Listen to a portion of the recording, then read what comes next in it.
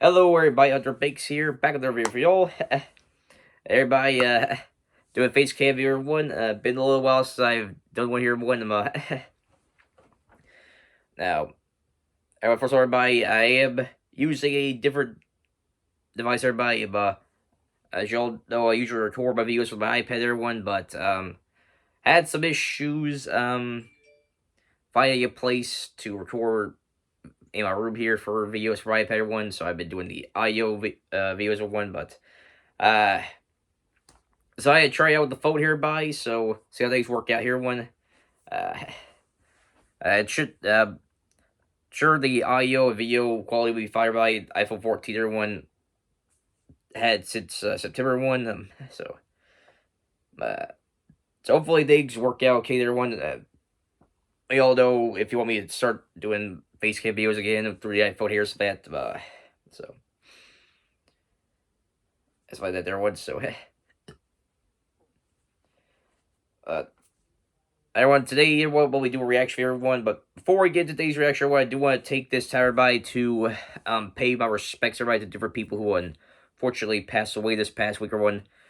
First, everybody, the world wrestling, everybody, the wrestling world was hit with very tragic news this past week, everybody, as one half of the Brisco brothers, Jay Brisco, unfortunately lost his life this past Tuesday there. He died in an automobile accident there while taking his two daughters to cheerleader practice, who were also party accident. Now, the daughters are expected to make a recovery there, although it's going to be a long process there. They had to have surgery, some had to have surgeries done there, and it's going to be a long recovery there, but the daughters will be okay. But unfortunately, Jay Brisco passed away this past week there. Yeah. And very tragic news, everybody, on the passing of Jay Brisco, everyone. I'm mostly familiar with him during his time Ring of Honor, everyone. Yeah, we teamed up with his brother Mark. Yeah. I remember when I first got into watching Ring of Honor there, I believe Jay Brisco was the world champ at the time there, and Jay Brisco, he was up there as one of the best wrestlers, period, whether it be as a tag team wrestler or as a single star there. I mean, Jay Brisco, he truly one of a kind wrestler there, and it's very unfortunate what happened to him this past week there. I want to take this time to send my thoughts and prayers and my condolences to the Brisco family there and those who are close with Jay. And Jay, on behalf of everybody in the wrestling community, we're going to miss you. May you rest in peace. Also want to take this time to pay my respects to a YouTuber who unfortunately passed away this past week as well, everyone. That being Slick Goku, everyone. His real name, Reggie Groover, but a lot of people from probably familiar with him as Slick Goku, everyone. He was a part of the Dragon Ball Z community, everyone. He did a lot of collaborations with people like Prince Vegeta and Devil Artemis there. Also did his own content there as well on different channels there. Most notably on the 2GS bootleg channel, everyone. Everybody remember first being introduced to Slick Goku there, through Prince Vegeta there, and I always thought he was a cool guy there. I really enjoyed his content there, and it's very unfortunate that he passed away this past week, everybody, as well. I want to take this time to send my thoughts and prayers and condolences to Slick Goku, Reggie's family, as well as his colleagues. Everybody was close to there. May you rest in peace, Reggie. We're going to miss you there. And if y'all want to support the funeral funds for both Jay Brisco and Reggie, everybody, I will make sure to link both of their funeral funds, the sites for their funeral funds, that is written down below there. So if you all have a money spare, want to support the funds to help the respective families cover the cost for the funerals there, it's that. So Jay, Reggie, may you both rest in peace. We're gonna miss you there. I want to get things back in a bit of a lighthearted mood, everybody. Today's video one is going to be a reaction, everybody, to Show Off Showdown, everybody. It's been a little while since I did a reaction to Show Off Showdown, everybody. The first show from Your Favorite Candadian YouTuber there, or Andrew there. Talked to Andrew different occasions there at some time. He's a pretty cool guy, everybody. A pretty underrated YouTuber, everyone, so... Yesterday, he informed me that the newest episode of Show Off Showdown dropped on YouTube there, and he asked if I could go check it out there, and I'm here to do that right now, everybody, and check out the newest episode of Show Off Showdown, everyone. Now, today's episode, everyone's going to be Lo Wang taking on Travis Touchdown. Everyone, I'm not too familiar with Lo Wang thereby. Andrew told me a little bit about his character there, so that he seems like a pretty cool character there, and from what I saw, the little preview trailer there for this episode, it does seem like he'll be interested in pulling for Travis Touchdown, everyone. Anyway, I am more familiar with Travis Touchdown, everyone. I played the first two No More Hero games on the Nintendo Wii there back in the day. Really good games on the Wii, everybody. Recommend play them if you haven't Wii there. Haven't played yet. There's that. Now, I haven't played some of the recent No More Hero games there, so I don't know what Travis's character past No More Heroes 2, but I'm more familiar with his character there. And from my memory of the different people that Travis fought in No More Heroes 1 and 2 there, he's balanced some pretty ridiculous people there. And stuff like that in the No More Heroes games, everybody. I definitely remember back in the day there, in particular, No More Heroes with the second game, everybody, a lot of people, had Jasper Bad Jr. as one of the most hated video game characters there, and had, like, one of the worst final bosses in video games there, so he was on, like, several countdowns and whatnot there, so kind of a funny thing there, looking back on it there, But yeah, probably do remember Jasper Bad Jr. was a pretty annoying character there, and he definitely has one of the worst boss fights. His boss fight's definitely up there as one of the worst ones in a video game there, so yeah. But everybody, for time everybody, I'm gonna be going with Travis Touchdown there, unless I do end up seeing something thereby where and for like a particular feat with Lo Wang there, or if he's like real powerful and stuff like that, that's greater feat than Travis Touchdown there, then that might swing my opinion there. But for the time being, I'm going to go with Travis Touchdown to win this fight here, since I'm more familiar with his character there, so yeah. Alright, let's go get right to everybody with the big reaction, everybody. As usual, if y'all haven't seen the original video, I'll make sure you get a switch down below there for y'all to check out there, so without further ado, let's go right there, everyone. Be reaction 3, 2, 1. Here we go. This episode of Show Off Showdown is sponsored by JYS. That's right. Show Off Showdown finally has an official sponsor, and it is none other than JYS. Congrats, Andrew, for the sponsor there. Review videos. You'll already know that JYS makes great quality gaming products, from controllers to adapters to all kinds of accessories. In fact, that's pretty cool there. JYS has sent me another awesome gaming product of theirs called the wireless controller adapter. This small but cool looking USB wireless controller adapter to connect any controller to any game console. For example, if you wanted to connect a PS5 controller to your Nintendo Switch, you could totally do that. Oh, I might have to try it out there.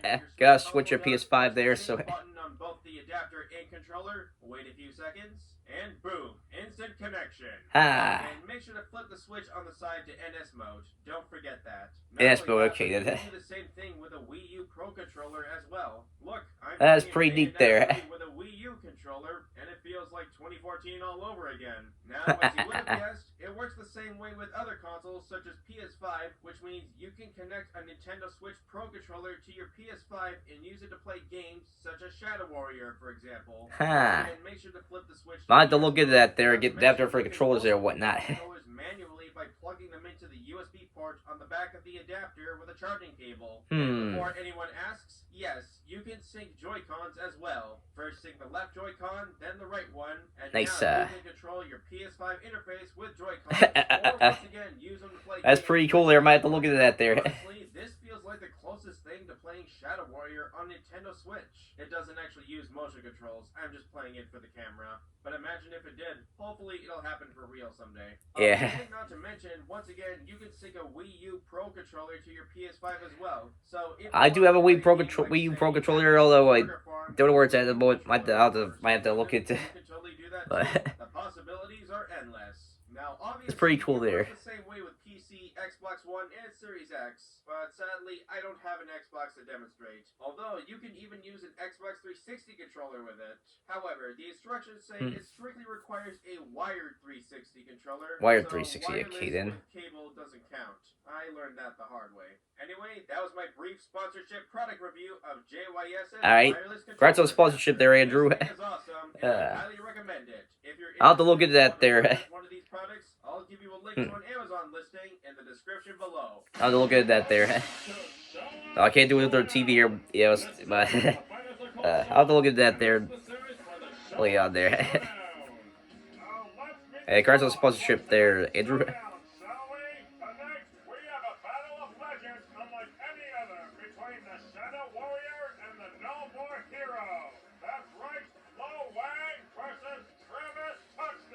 Alright, dude.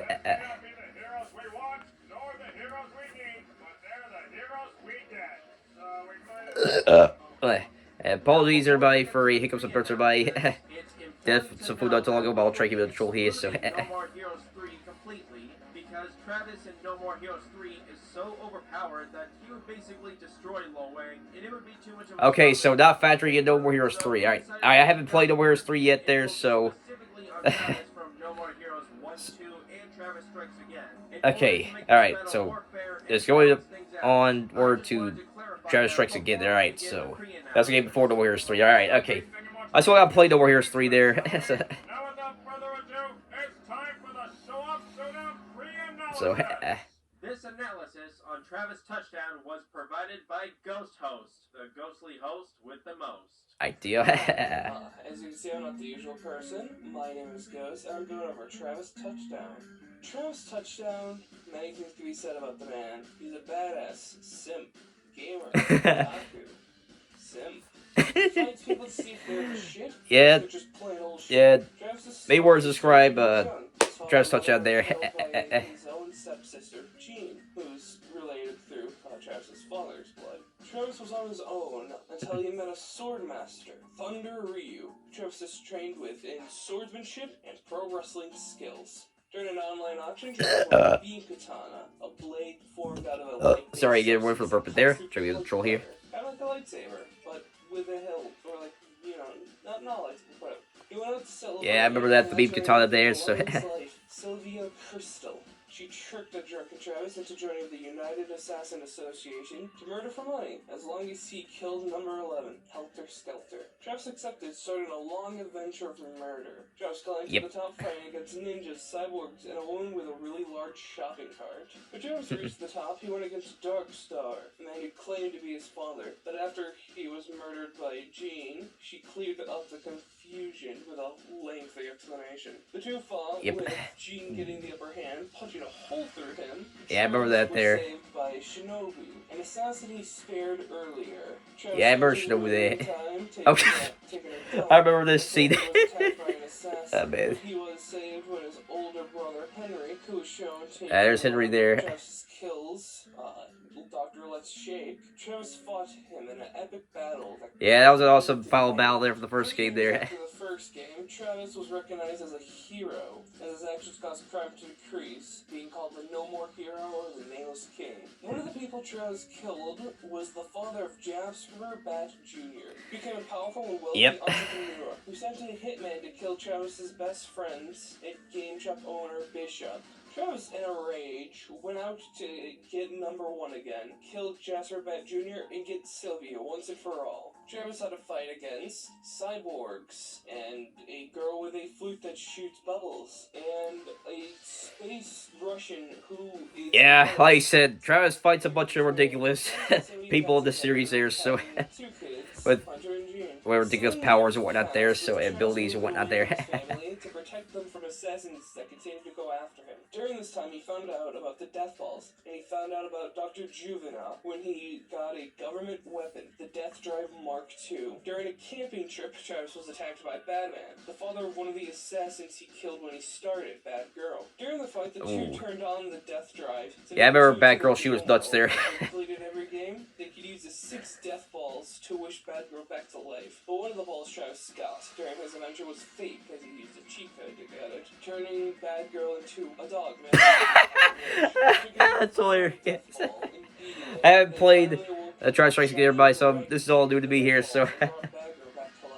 Travis isn't a badass otaku without any powers, though. Travis is most known for his fourth awareness, breaking the fourth wall for comedic value. He can teleport, move forward in time, he can kill people by singing, he can hurt ghosts and data, confused with Batman, and he has an intense aura that makes people afraid. Travis can resist the extreme temperatures and radiation of space. He can resist Margaret's song, which can kill people and put them to sleep. He can resist a scream that causes people to go insane, and he can walk in a place where time moves backwards normally. Travis is pretty strong as well. He shook a hotel while doing yoga. He easily can cut through people like butter with his beam katana. And he can fight Henry in an upgraded Let's Shake. You see, comparing the explosion Henry took to a wind turbine, which is around 380 feet, and compare it to the explosion, makes the explosion 2,566.41 feet long, and putting that to the explosion formula, converting feet to km, we get 0.01 megatons, or town level of strength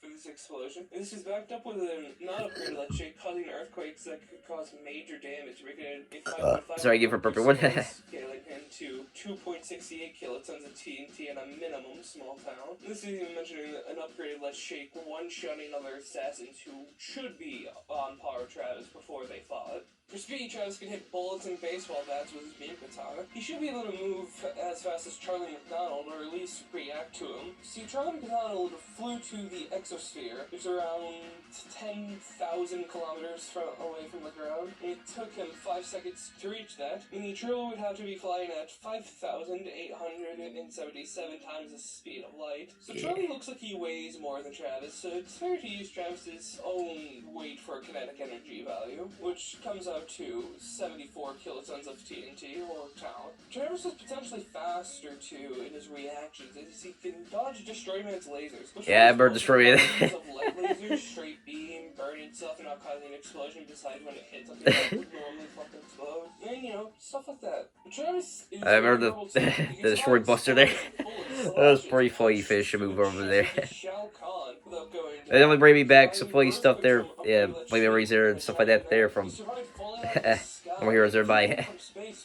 Under Travis's bread and butter, though, his weapons. The Bloodberry Beam Katana is Travis's first weapon he won at the auction mentioned earlier. Tsubaki, a beam katana created by Dr. Naomi. This one has 3 upgraded forms. It has a thing to let its sense buried treasure, a greater, stronger beam, and a motherboard that makes it so the beam doesn't need to be shaken to be charged. The word I'm not going to attempt to pronounce. His motorcycle, which he can summon to himself. Goro is nasty, is a pair of dual katanas. Penny, I believe that's pronounced, it's probably not, is a 2-handed beam katana that increases and decreases in its legs depending on Travis's ki. Travis's ki is measured by the amount of his health and his SSC gauge, which increases when he fights. Glastonbury is a giant mech with an even bigger beam katana, which Yeah, I remember that for the mech fight there. Finally, the Death Glove and the Death Drive. This government weapon can bring Travis and whoever he wants into the game world, and one of the game worlds being the real world, so he could fuse the two together to give him all his powers from the Death Drive in the real world. Big dumb complicated thing here. This glove gives Travis several chips. These chips can have Travis toss me around. Travis got his own version of Power Glove there. Electricity from his hand.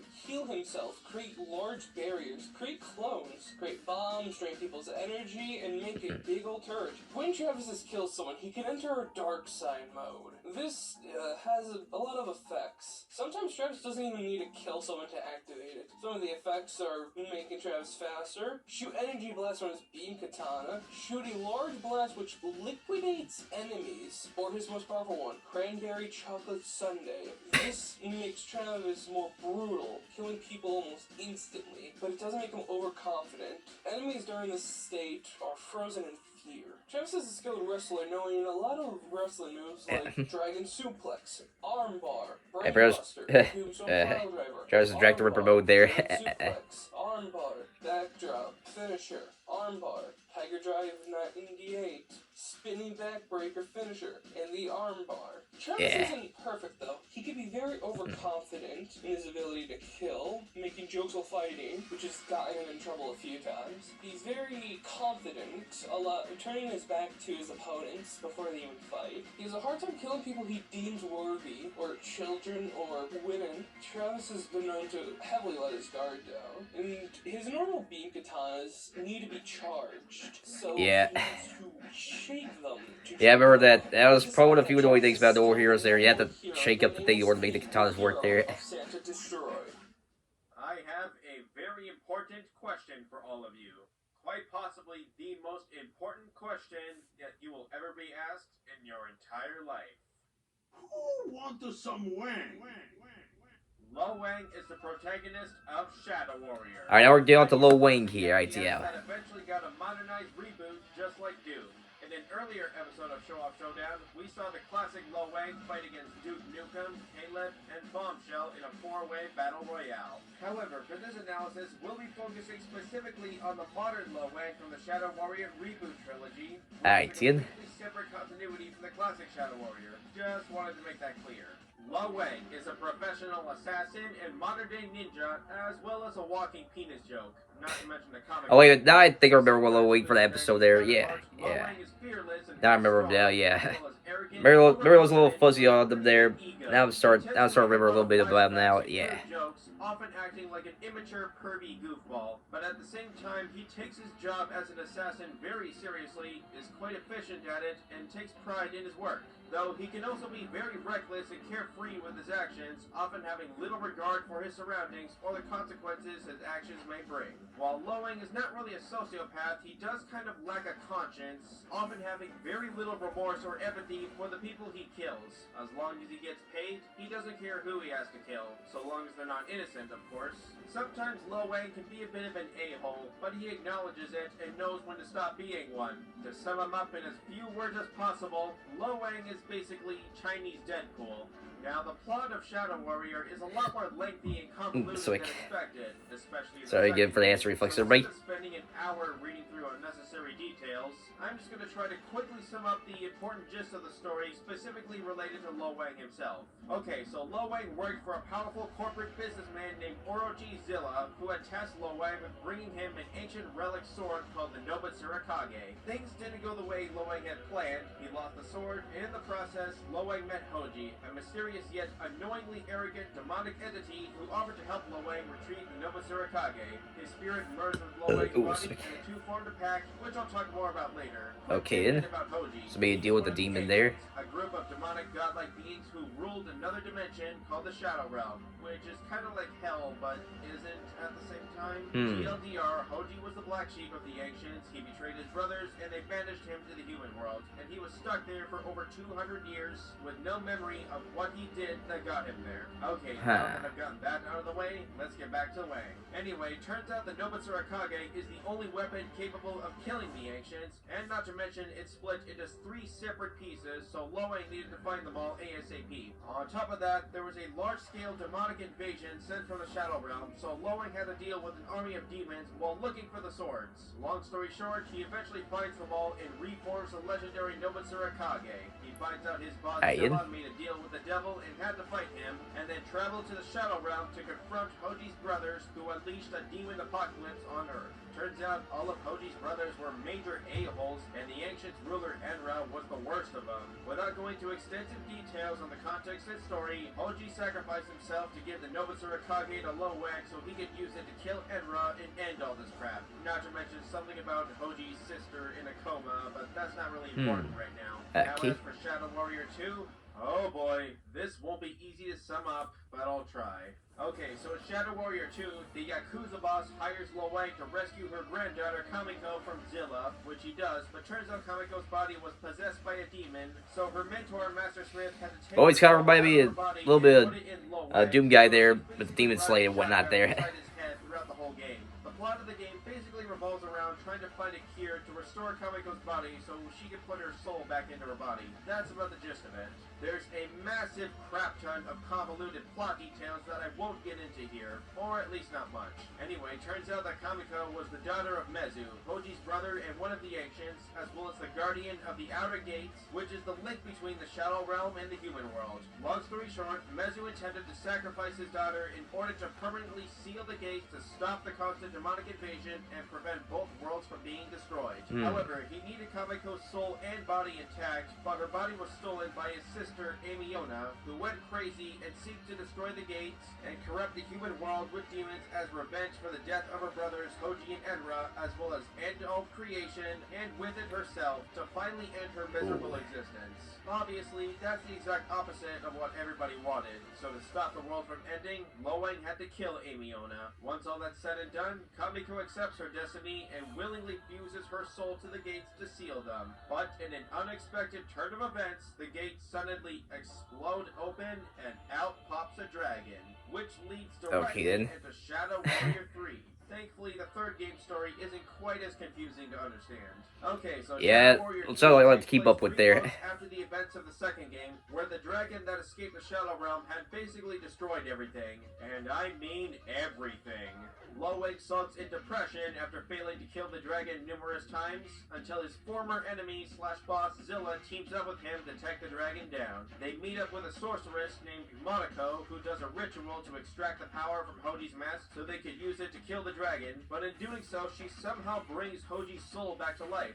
Realizing the ritual would kill Hoji, again, Lo Wang steals the mask and abandons Zilla's original plan. Still intent on killing the dragon, Lo Wang and Hoji form a plan to stop the dragon by stealing one of its eggs and infusing Hoji's soul inside the egg so he'd be reborn with a new, powerful physical form. Turns out the dragon was the source of the ancient's godlike power, and the dragon ate all of Hoji's brothers, so he's the only ancient left. Now, without going into too much detail on the plot and whatnot, I'm just gonna skip ahead a bit and say screenshot there. meet up and form a new plan. Hoji willingly transfers all of his godlike powers into his mask, rendering him mortal, so they could use it to defeat the dragon. Lo Wang goes inside the dragon's body in order to destroy its heart with the mask. The final boss was the grotesque core of the dragon's heart, which is apparently sentient. Lo Wang finally kills the dragon, saves humanity, and the world. Alright, or whatever's left of it. The heroes have a nice dragon meat picnic together. Happy ending for the most part. Okay, now that I've finally finished summing up Lo Wang's story as short as I possibly could, it's time to finally discuss what the Wang is capable of. In terms of Lo Wang's fighting skills, being a professional assassin / ninja, Lo Wang is a highly well-trained martial artist in both ninjutsu and kung fu, and was taught from a young age. In fact, it was implied that Lo Wang had created his own compound martial arts fighting style called the Way of the Wang. This, Way of the Wang you spoke to him about? The Way of the Wang is long and hard. Rigged for her pleasure. I see. Hey, it sounds a lot better than Dan Kabiki's Sekio, that's for sure. Anyway, Lo Wang is also both an incredibly skilled swordsman and marksman, capable of wielding and quickly mastering any kind of blade or firearms, which leads me into Wang's arsenal. And boy, does the Wang have one big arsenal. Lo Wang's extensive arsenal of weapons includes the following: a powerful revolver with rapid fire function, dual Uzis with laser sight, a crossbow that doubles as a sticky bomb launcher, an ugly-arse shotgun that can fire from all 4 barrels at once, a flamethrower that can also launch fire bombs, a rocket launcher that fires 3 rockets at once, and you can even guide them manually, a severed demon head that shoots blazing rays out its eyes, and a demon heart that when crushed in hand causes a nearby enemy to die of an instant heart attack and then their body explodes. Not to mention, the heart could also summon a ghostly clone of Lo Wang in the original Shadow Warrior, and since it's technically the same heart, we'll factor in this ability as well. In Shadow Warrior 3, Wang has a grappling hook that can pull enemies towards him Scorpion style, a precise 6-shooter revolver that can set enemies on fire, dual machine guns called sidekicks that electrocute enemies, a grenade launcher with proximity grenades, the shuriken splitter which fires buzzsaws that bounce off surfaces and rips enemies to shreds, the Basilisk, a powerful railgun similar to the Ballista from Doom Eternal, firing concentrated explosive laser-like energy shots that pierce through multiple enemies, and it even slows down time for a brief moment when firing, not to mention it also freezes enemies in its surrounding radius. And last but not least, the Riot Gun. One of the greatest shotguns in video game history, as it's basically a rapid-fire Gatling shotgun, mowing down any enemy that gets in the way of the Wang. Not to mention, Lo Wang is sort of like the Mortal Kombat version of MacGyver, as he can rip off his enemies' body parts and use them as weapons, which has resulted in all kinds of crazy effects. As for the weapons from Shadow Warrior 2, well, because the second game is more of a looter shooter similar to Borderlands, there are a lot, and I mean a lot of weapons. Way too many to list. I already know who's got the edge in terms of arsenal there. I mean, weaker than others. So I'll just quickly mention a few of the most powerful weapons in the game worth noting. The Fire Foss Power Glove, which fires a blazing heat ray that incinerates anything it touches. The Agent of Chaos, an insanely powerful Gatling gun infused with chi, which gradually does more precise damage the longer you hold the trigger. The Blizzard Blades, which instantly freezes any enemy they slash. The Fist of Gozu, a big axe that was wielded by a god that could pretty much insta-kill almost any enemy. The Destroyer of Realms, an overpowered demonic rocket launcher that fires devastating explosives so powerful it may only be rivaled by nuclear weapons. Oh, and not to mention, all of these weapons can be upgraded and customized with elemental effects such as fire, ice, acid, poison, and electricity, which Lo Wang can infuse into his sword as well. Now last but not least, the Arm of Orochi, an insanely powerful electric plasma energy sword that puts any lightsaber to shame, capable of firing razor-sharp energy waves and slicing through just about anything, and on top of that, its attacks are unblockable, making it quite unstoppable. You know the crazy thing unblockable is, attack sword there, man. Strongest sword. Out of all the many different blades in the Wang's arsenal, none of them compare to the legendary Nobutsuru Kage. As mentioned earlier, this ancient powerful mystic blade is the most powerful sword in the world, and it was specifically designed to kill gods. Any beings from the Shadow Realm will be designed to kill gods, and Hoji died simply by touching it. Not only can the sword kill pretty much anything that its blade touches, but just a swing of the sword can unleash waves of energy that insta-kill and slice through anything in their path. The Nobutsuru Kage knows no equal. However, in the second game, unfortunately, the Nobutsuru Kage began to shrink its size and lose its power after Lo Wang had used it to kill Enra, the ruler of the Shadow Realm. Master Smith attempted to reforge and restore the sword to its former glory, but unfortunately he was unable to. Instead, he reformed its remains into a medallion that could be fused to another sword and inherit some of its power. Okay, so it's not gonna be his OP there. So okay, I was about to say, if Lo Wang had that as arsenal, then he had this fight won there. It's a kill weapon. Christmas Day, when Santa Claus gave Lo Wang a very special present as a thank you for killing his evil counterpart Krampus and saving Christmas. Yes, this happened. Now, what is this special present, you might ask? Well, on the first day of Christmas, we'll Satan gave away a brand new Nobutsuru Kage. Oh, he does have a new one. Okay. Right, it's back. Although Okay. it's not the original Nobutsuru Kage, and it's technically a replica, but it's still the strongest sword in the whole game, and given that Santa is a saint, it's not too far-fetched to imagine that Santa made it just as powerful as the original Nobutsuru Kage, Okay, or and close to it. And not to mention, once again, Lo Wang has an amulet made from the remains of the original Kage that he could simply just fuse to the new one and combine its power. So, in a way, it's almost like it hasn't changed at all, though perhaps that's debatable. Okay, I think I've talked enough about weapons. Lo Wang's got a lot more up his sleeves than just guns and blades, so it's about time we talk about his unique abilities. When Lo Wang first formed a pact with Hoji, he amplified his chi, and thus Lo Wang was able to manipulate and control chi in many different ways. His chi abilities include being able to heal himself and regenerate all of his body's cells anytime he wants, and forming a protective chi barrier around himself, which is even tough enough to shield attacks from gods. He can release a chi blast that pushes and knocks back enemies, and it can also nullify an enemy's emotional state, taking away their rage and eagerness to attack and subduing them into a more calm and vulnerable state. He can unleash a wave of energy that traps enemies, levitating and suspending them in mid-air completely immobilized so Lo Wang can dice and batter him up like meat pinatas. He can turn himself invisible, making him completely undetectable, and he even becomes temporarily stronger and does more damage while invisible. His chi can also summon deadly spikes from the ground that impale enemies instantly. When Kamiko's soul was trapped inside Lo Wang's body, she taught him how to use chi to teleport, teleport, and he can travel fairly far distances while teleporting. Lo Wang can even enter sort of a rage mode called Shadow Fury, which not only makes Shadow Lo Fury, Wang you kidding? temporarily more aggressive, but it also vastly increases his strength and striking power, durability, and chi absorption, and it even slows down time for his enemies around him, making them easier targets. Not to mention, Wang can swiftly dash in short bursts so fast it's almost as if he's teleporting. But one of Lo Wang's most important chi-related abilities is sucking out and absorbing his enemy's souls. That's right, you heard me. He can do this in multiple ways, such as siphoning or leeching on his enemy's chi and or life force while attacking them, collecting their souls after killing them, or even physically absorbing them instantly by crushing his enemy's skulls. Every time he absorbs an enemy's soul, it instantly regenerates and strengthens his body and soul. This is especially useful when he's close to death. In fact, when Lo Wang is just mere inches away from death, he enters a stage where he suddenly becomes even stronger for a brief period of time and more capable of quickly killing an enemy and stealing his soul to save his skin just before he could die. So in kind of a similar fashion to Ryuko from Kill la Kill, the closer Lo Wang is to death, the stronger he becomes. And when he's just an inch away from death, that's when he's at his strongest and inflicts the most devastating damage on his enemies. So if you're gonna kill the Wang, you better do it quick before he kills you first and steals your soul.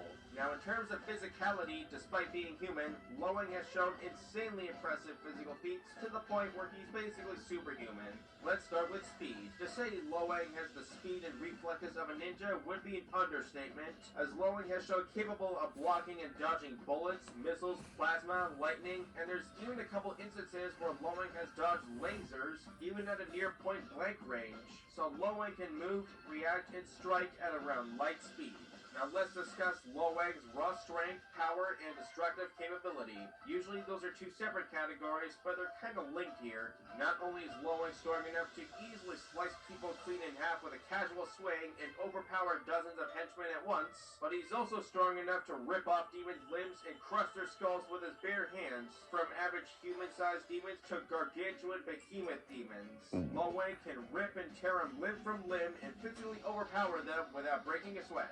Lo Wang is also strong enough to slice through armor and machines made of metals as tough as steel and titanium, which would require at least 63,000 psi to break. If that's not impressive enough, Lo Wang has even shown capable of going toe-to-toe and trading blows with the ancient gods I mentioned earlier, damaging and destroying their godly armor even without the Nobitsura Kage.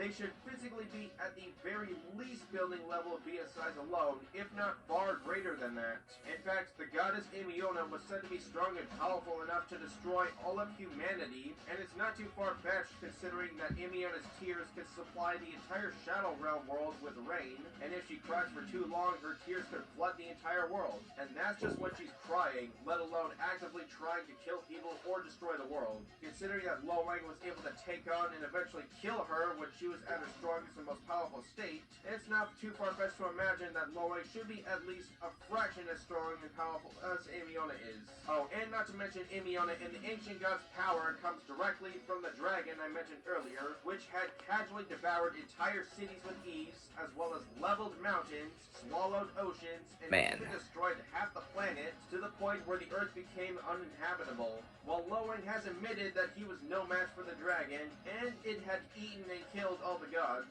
but it's not hard to imagine the gods possessing at least a very small fraction of the dragon's power, especially considering that Amiona could once again flood an entire world with rain by crying, and destroy all of humanity at her fullest. And she has a closer link to the dragon than any other god. While Lo Wang might not be as powerful as her, especially since it took him a little while to take her down, but the fact that he was able to fight on par with and eventually kill her, it's not far-fetched to imagine Lo Wang's potential strength and power being at least somewhat comparable to her and the other gods. Now you're probably wondering, just how could a mortal human like Lo Wang be that strong or powerful? Well, it's hard to say, but it may possibly be linked with Lo Wang's ability to absorb enemy souls, which further strengthens his body and soul. And considering that Lo Wang has killed hundreds of thousands of demons, or maybe even millions of demons in a span of 5 years, that's a lot of souls to absorb. And yeah, kinda like Shang Tsung there. I'm at that point. I think I've said enough up here. Now, if you thought the Wang's strength was impressive, let's take a look at his durability. Lo Wang is surprisingly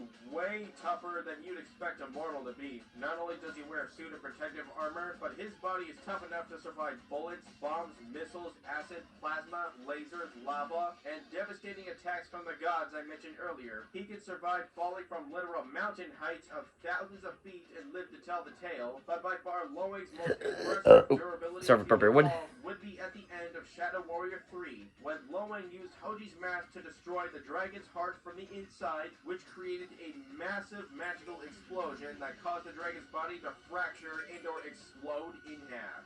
Not only is it confirmed that this dragon is the size of a large mountain, but the dragon's body itself is tougher than any natural material on Earth, as its scales were said to be impenetrable, and no man-made weapon on Earth is capable of penetrating the dragon's body, not even nuclear weapons.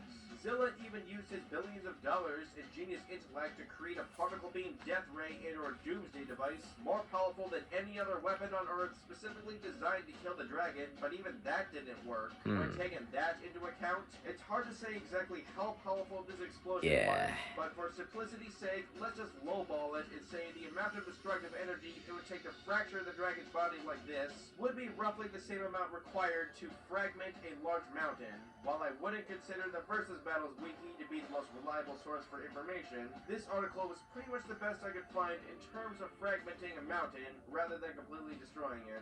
Anyway, there's a good chance that I might have made a mistake here, but after digging through this info and a few other sources trying to get a straightforward answer, the best conclusion I found is that the amount of energy required to fragment a large mountain, and therefore the dragon, would be somewhere between 100 and 125 megatons of TNT, which is the equivalent of 2 to 2.5 Tsar nukes. Considering that Lo Wang was right in the middle of this explosion and somehow survived, dang, that is one tough Wang.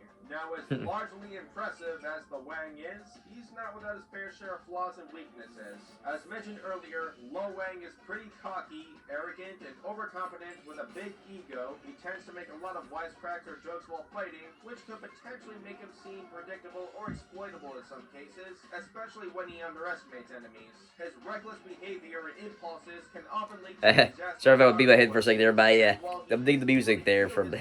So this is from Shadow Warrior series there, so should probably check out the series sometime there. For his enemies to kill him faster than he can heal itself. Trust me, I know. Eventually, Lo Wang was able to regenerate health automatically, but it's a lot slower than manual Chi healing. But despite all of that, Lo Wang still earns his reputation and title as the Shadow Warrior for a good reason. Like a lot of Wangs, he's hard as a rock, hard to put down, full of intense blood pumping, and ready for action. Can't believe I just said that. You know what they say. If you mess with the bull, you get the Wang. Alright, now everyone, pause it real quick here, do a quick prediction one now. Okay, right,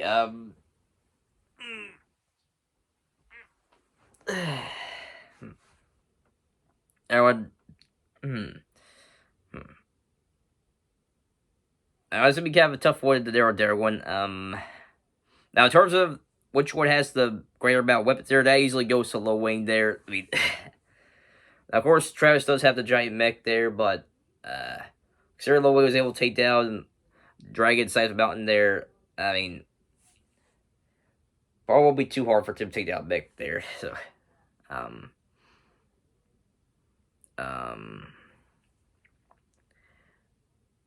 I do recall that I believe that that Travis is the faster two there, but I think Lo Wang may have Travis beat, not by much, but beat a little bit other categories there. Plus, it does seem like he's got, I said, with the great amount of weapons he's got there, including some that insta-kill enemies there and whatnot, gonna be kind of a tough one for Travis to get the win here. So, Travis, if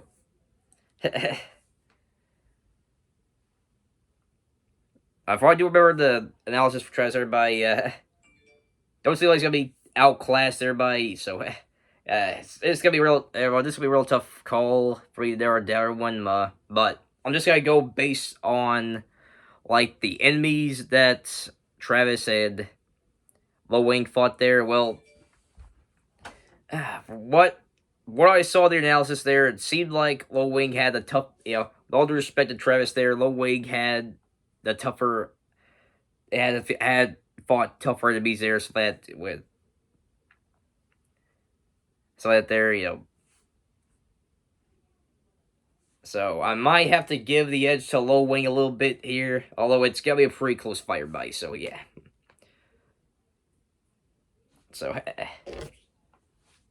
So prediction, I think the analysis are by probably gonna give a slight edge to Lo Wang, everybody. Although this is gonna be a pretty close fight here. So yeah.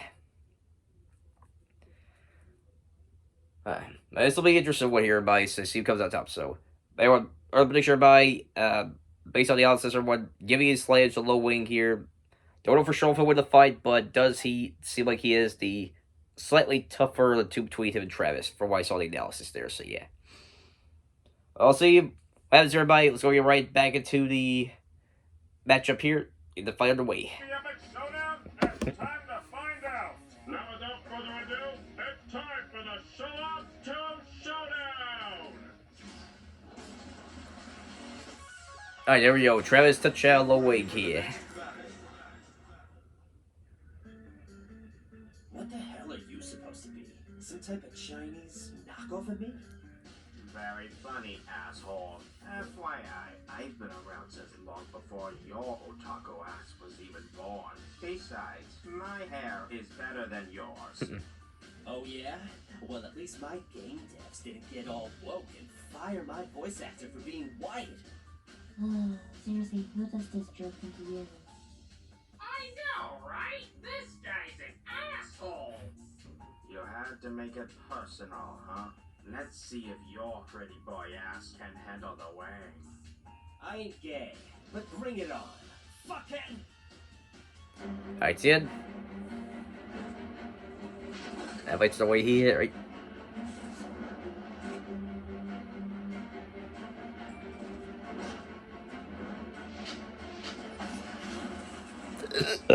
Sorry again for Burber one. Ass reflexes and whatnot there. I brought out the swords here.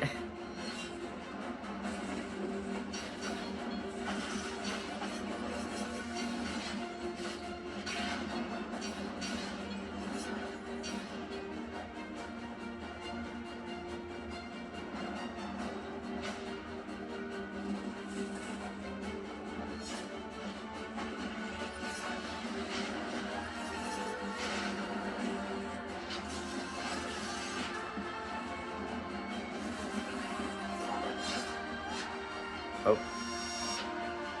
Alright, Wayne managed to dodge that there. Oh.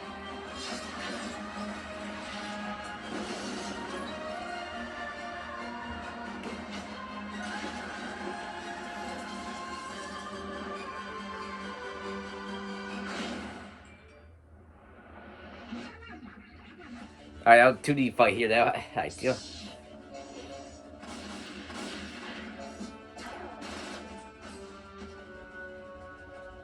Oh, I was trying to use the power glove there.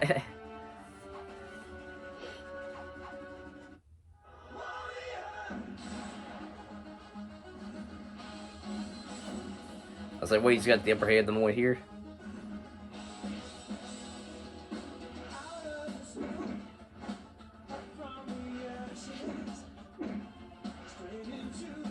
Alright, I'll try to be in control here. Oh.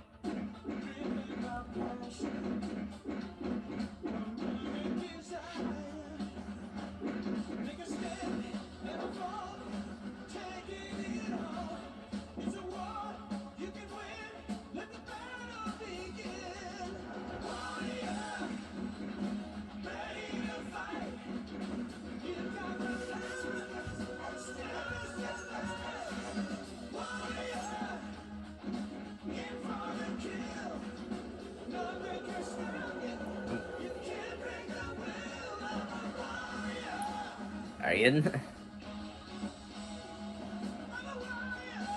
Ooh.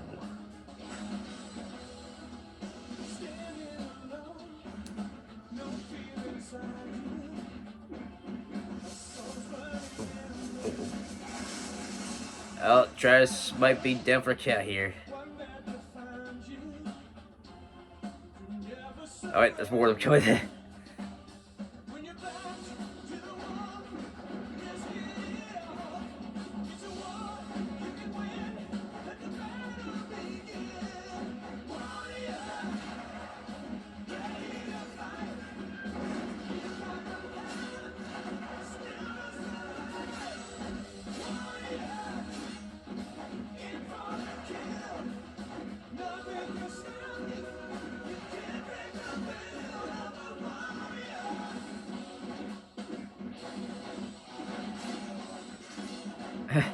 We just bodied the different Travises there.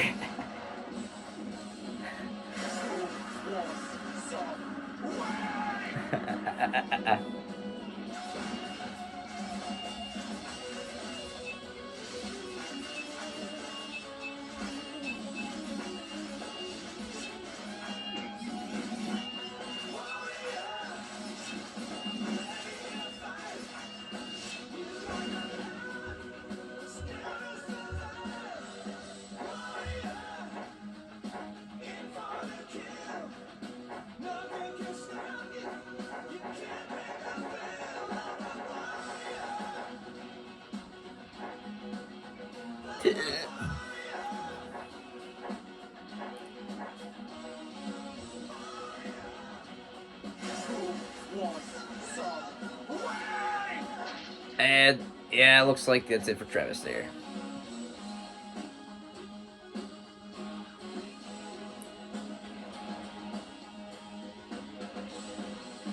Yep, looks like Lo Wang got the W there.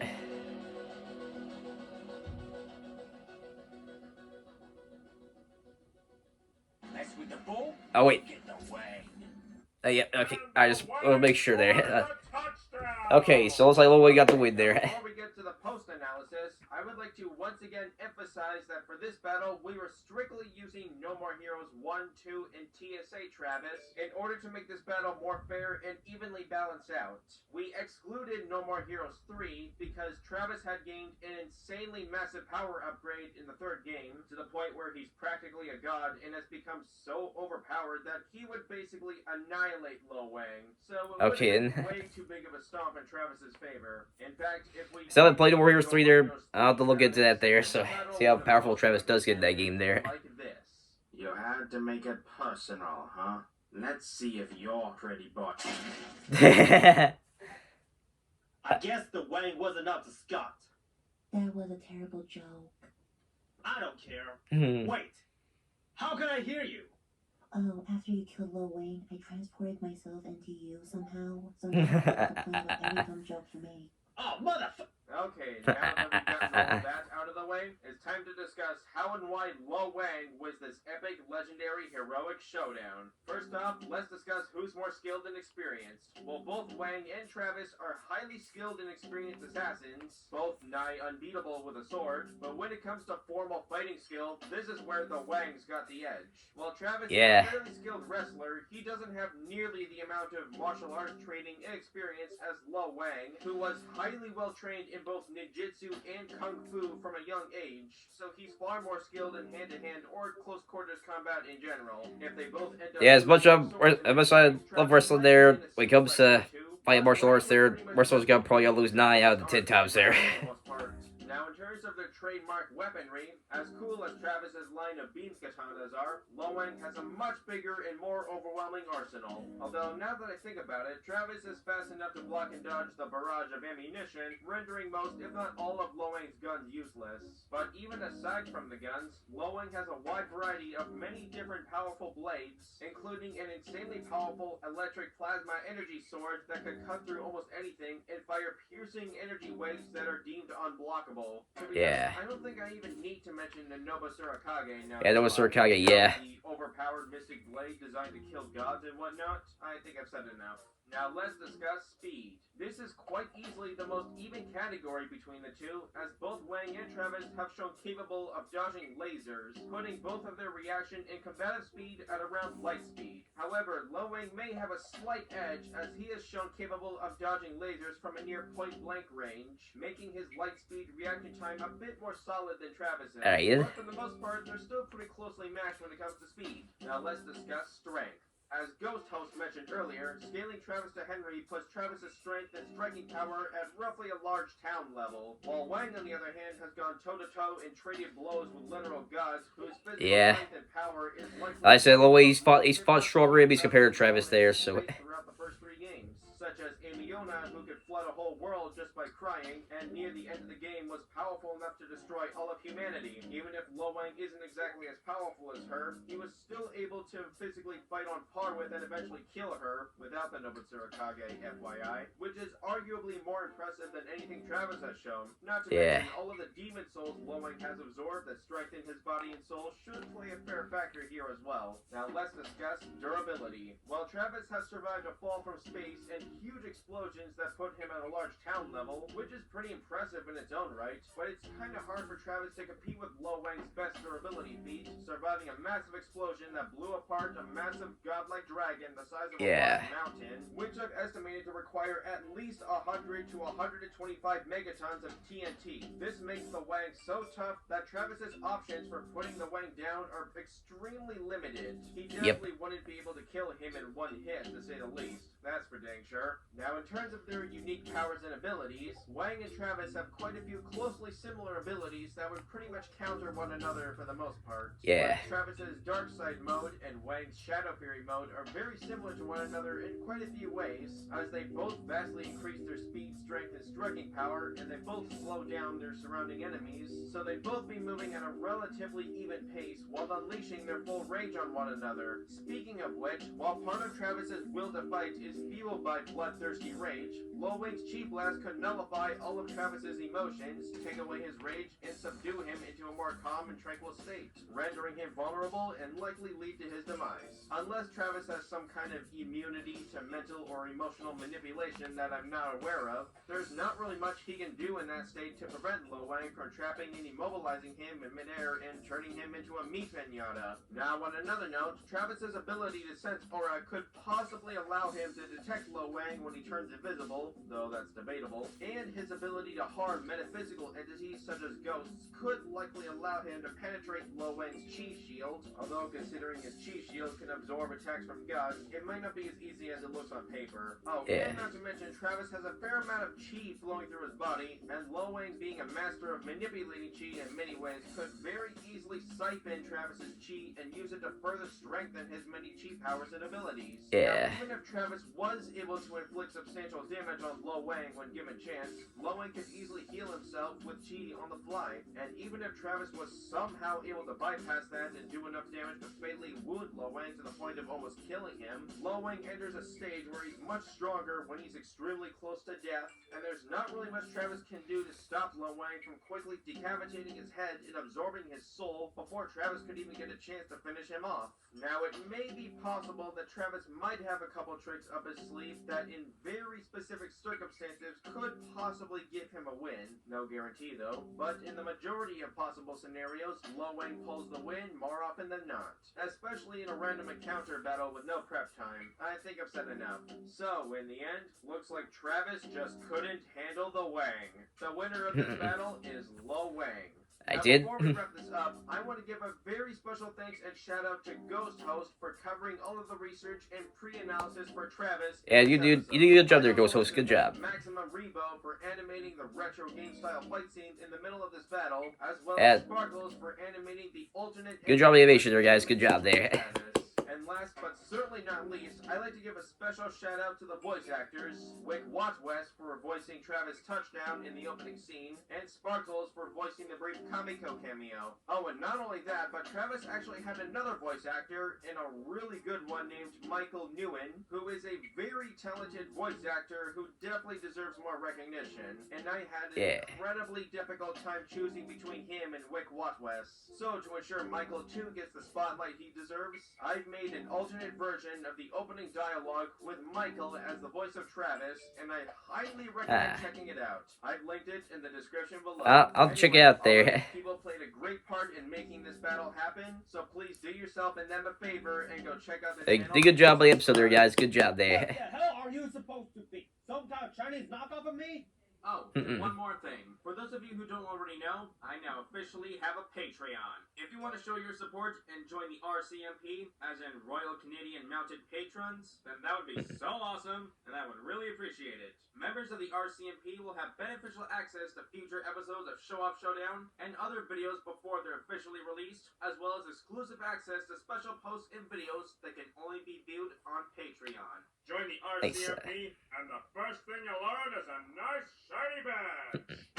Next time on Show Off Alright, next Showdown. episode, Show Off Showdown here. Alright.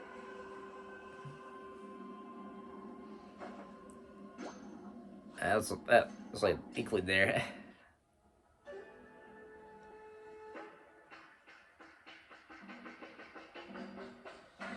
Anyway, are those new characters there from Splatoon 3?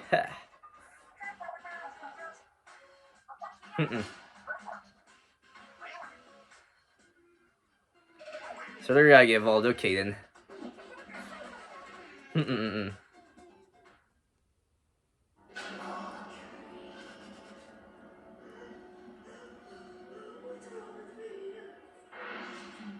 Okay then.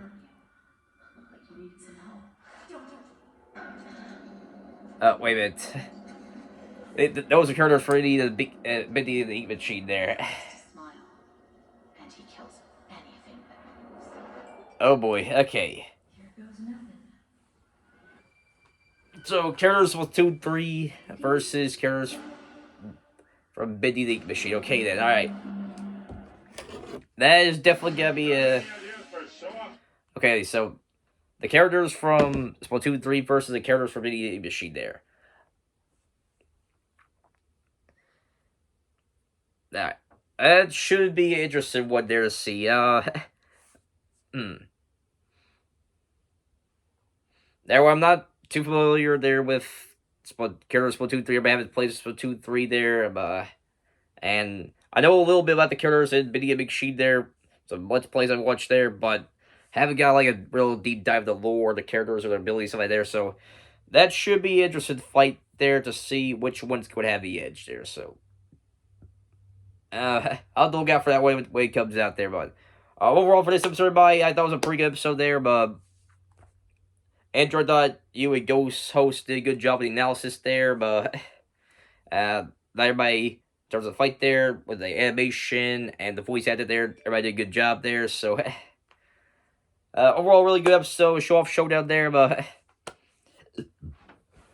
like I said, this was definitely a kind of a tough one there down there. But from as I learned more about Lo Wang there, his powers, abilities, whatnot there, and stuff like that. I felt like he was gonna get the way that's turned out to be the case there. So yeah, I'll have to check out some of the Shadow Warrior games there. So. Well, that'd be pretty cool games to play there, so yeah. Overall, really good episode by, I'll definitely have to I'll definitely be looking forward to, the next episode of Show Off Showdown, wherever that drops there, so. Good job, everybody, so yeah. Well, everybody's on pretty sure things up for this video, everyone, so. Next time in terms of videos, everyone, I will be dropping my review of Puss in Boots, everybody, and I'll be getting Sweet Things and at least some other videos, everyone. So, yeah. Although, I will be getting back to do reaction videos as well, everybody. Let me know how y'all... things went here with, recorded stuff like that with the phone here, everyone. Try to do some more reaction videos there. And if there's any particular videos y'all will be react to there, I'll leave the comments on the description below there. I'll make sure to try to check out there. So, yeah. Personal thanks up, everybody. I'll see you next time. I saw here, hit your like button, new channel, subscribe, notification icon, so it'll be a simple loads. I'll see you all next time. I'll start back. Say out. Peace.